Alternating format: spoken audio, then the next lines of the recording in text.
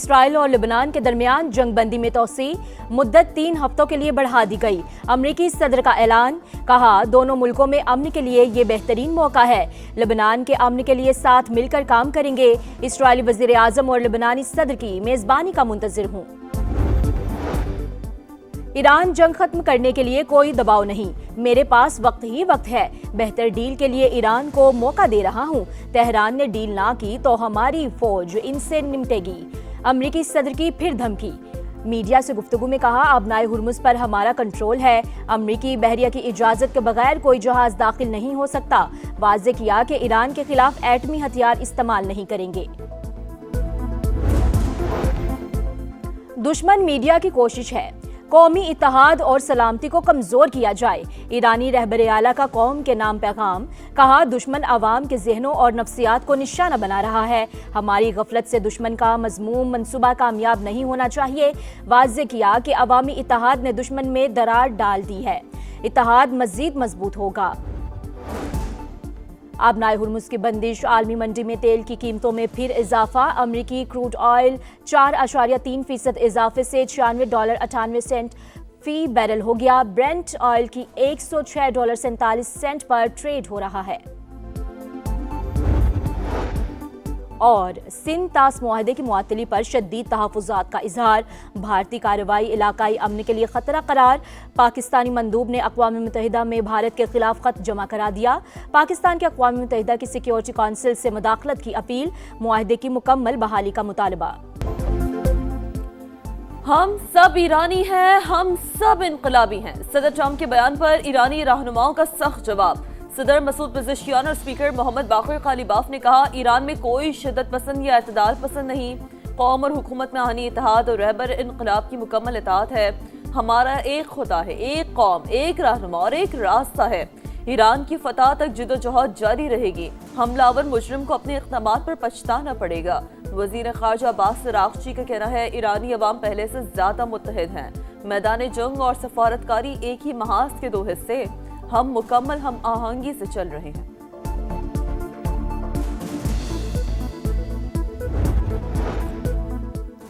پاسداران انقلاب کی تیز رفتار کشتیاں اور ڈرونز امریکی جہازوں کو تباہ کرنے کے لیے تیار، ایران امریکی بحریہ کے جہازوں کا بے تابی سے منتظر ہے، ایرانی عدلیہ کے سربراہ غلام حسین محسنی کا بیان، کہا امریکی بحری جہاز آبنائے ہرمز کے قریب بھی جانے کی جرت نہیں کرتے، ایران کا دفاعی نظام ایک بار پھر فعال، ایرانی میڈیا کے مطابق تہران کے بعض علاقوں میں فضائی دفاعی نظام متحرک، تاہم وجوہات واضح نہیں۔ ایران اور امریکہ کو دوبارہ مذاکرات کی میز پر بٹھانے کا عزم، وزیر اعظم کی زیر صدارت میں اہم مشاورتی اجلاس، اسلام آباد مذاکرات کے دوسرے مرحلے کے لیے جاری کوششوں کا جائزہ، اسحاق ڈار نے مختلف ممالک کے وزراء خارجہ سے رابطوں پر وزیر اعظم کو اعتماد میں لیا، شہباز شریف نے کہا امید ہے دونوں ملکوں کو بات چیت پر آمادہ کرنے میں کامیاب ہو جائیں گے، پاکستان مشرق وسطی میں پائیدار امن کے لیے سفارتی کوششیں جاری رکھنے کا عزم، وزیر اعظم سے چینی سفیر کی بھی ملاقات، خطے کی صورتحال اور امن کی کوششوں پر بات چیت، چینی سفیر امن و استحکام کے لیے پاکستان کے سفارتی کردار کے معترف۔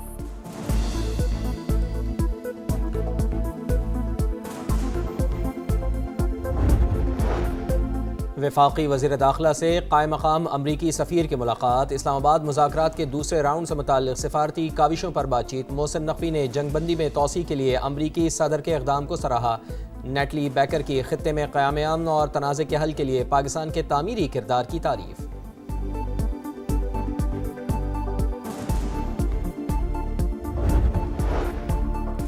آبنائے ہرمز پر عائد ٹول ٹیکس سے پہلی آمدنی ایران کو حاصل، رقم مرکزی بینک کے اکاؤنٹ میں جمع کرا دی گئی، ایرانی پارلیمنٹ کے نائب اسپیکر حامد رضا کا بیان، امریکی میڈیا کے مطابق ڈپٹی اسپیکر نے اس حوالے سے مزید تفصیلات نہیں بتائیں کہ یہ آمدنی کس سے اور کیسے وصول کی گئی۔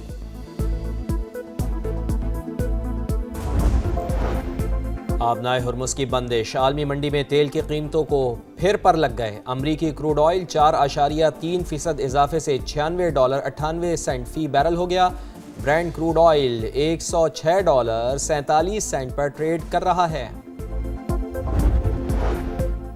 چین بھی امریکہ اور ایران کے درمیان کشیدگی کم کرانے کے لیے متحرک، امریکی میڈیا کے مطابق چین بھرپور کردار ادا کر رہا ہے، بیجنگ نے افریقی ممالک پر دباؤ ڈالنے کا امریکی الزام بھی مسترد کر دیا، امریکہ چین کے اندرونی معاملات میں مداخلت بند کرے، اشتعال انگیز بیانات کسی صورت قبول نہیں کریں گے۔ ترجمان چینی دفتر خارجہ کا سخت رد عمل، کہا امریکہ کو ون چائنا پالیسی کی پاسداری کرنی چاہیے۔ مسلم ممالک کی مسجد اقصی میں اسرائیلی آباد کاروں کے داخلے کی شدید مذمت، پاکستان اور سعودی عرب سمیت 8 ممالک کے وزرائے خارجہ کا مشترکہ بیان جاری۔ اسرائیلی بستیوں کی توسیع اور 30 نئی غیر قانونی بستیوں کی منظوری ناقابل قبول قرار۔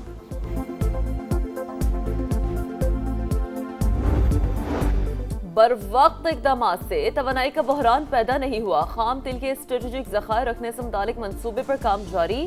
انرجی سیکیورٹی مستقبل کی منصوبہ بندی کا انتہائی اہم حصہ بن چکی ہے۔ وزیر اعظم کی زیر صدارت انرجی سیکیورٹی کے حوالے سے اہم اجلاس، شہباز شریف کی ذرائع آمد و رفت کو بتدریج ذرائع پر منتقل کرنے کی ہدایت۔ معرکہ حق میں دشمن کا غرور خاک میں ملانے کا عظیم کارنامہ، دشمن پاک فوج کے ہاتھوں ذلت آمیز شکست آج بھی نہیں بھلا سکا۔ ہم ہیں بنیان مرصوص کا شاندار ٹیزر جاری، عزم وفا کے پیکر اور جذبہ شہادت سے سرشار جوانوں کے نام شاندار نغمہ، عوام کی جانب سے بہادر شہداء کو بھرپور خراج عقیدت۔ صدر ٹرمپ نے بھارت کو جہنم سے تشبیہ دے دی، ٹروتھ سوشل پر تنقیدی تحریر شیئر کی، لکھا انڈیا جیسے جہنم سے پورا خاندان امریکہ آ جاتا ہے، بچوں کی پیدائش کے وقت شہریت کا غلط فائدہ اٹھاتے ہیں، تارکین وطن کی اکثریت میں وفاداری نہیں ہوتی۔ امریکی صدر کے بیان پر بھارتی اپوزیشن شدید برہم، کہا ٹرمپ کے توہین آمیز بیان پر مودی خاموش ہیں، آخر نریندر مودی ٹرمپ سے اتنے خوف زدہ کیوں ہیں؟ امریکہ اور برطانیہ میں ٹھن گئی، برطانیہ اگر ڈیجیٹل سروس ٹیکس کو ختم نہیں کرتا تو اس پر مزید ٹیرف عائد کیا جائے گا، صدر ڈونلڈ ٹرمپ نے واضح کر دیا، کہا برطانیہ اگر ایپل، گوگل اور میٹا کو نشانہ بناتا رہا تو امریکہ جوابی کارروائی کرے گا۔ وینزویلا کے صدر کی گرفتاری سے متعلق خفیہ معلومات استعمال کرنے والا امریکی اہلکار گرفتار، امریکی اخبار کے مطابق فوجی اہلکار نے خفیہ معلومات پر آن لائن بیٹنگ کر کے $4 لاکھ کمائے۔